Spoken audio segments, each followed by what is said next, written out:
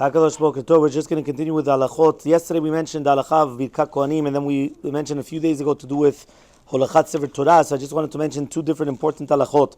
Number one is that if you're going to come and you're going to have Chazanim, which they're going to be Marich in the Nigunim Usilsulim Birkat Kohanim, which means that they're going to come, they're going to start singing and enjoying themselves, but they're going to be Gorem, whether it's going to be Torah Tzibur and also Ayefut for the Kohen, which means if they're going to come and start singing too much, the Kohanim, remember that they have to have their arms, right? Their hands are going to be above, right, their shoulders. And if it's going to be beneath the shoulders, it's actually going to be a problem of even Beracha Levatala. So therefore, if they're going to come and start singing, that's going to be a size of Tircha de Tzibura. You also have a problem of causing tiredness to the Kohanim. And therefore, you have to tell them in a very nice way that please, right, they shouldn't do that because they're causing tzad to the other people which are going to be around them. Another important halacha is that the Shliach Tzibur, that he's the one that's reading out to the Kohen, he's not supposed to say it bal peh.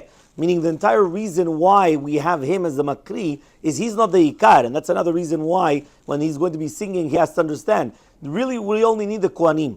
And if the Kohanim were able to do the entire thing bal peh, they would have done it bal peh. The problem is, it's very difficult to do it all bal peh and you're in front of the Kahal. So therefore you have the Kohen, which is saying the word. And then what happens is that the Kohanim are going to repeat the word. But the Ikar of the word is the Kohanim. We don't really need the Chazan. The Chazan is not there, right, for anything else, just to make sure that the Kohanim do not make a mistake. So if the Kohanim, right, they're not supposed to do it bal peh, so all the more so the Chazan is not supposed to do it bal peh as well. So therefore he has to actually read along with everybody else that he's going to be doing it. Now the third halakha to do with this is that when you're doing Birkat Kohanim to your children, make sure that you're not giving their back to the Kohanim.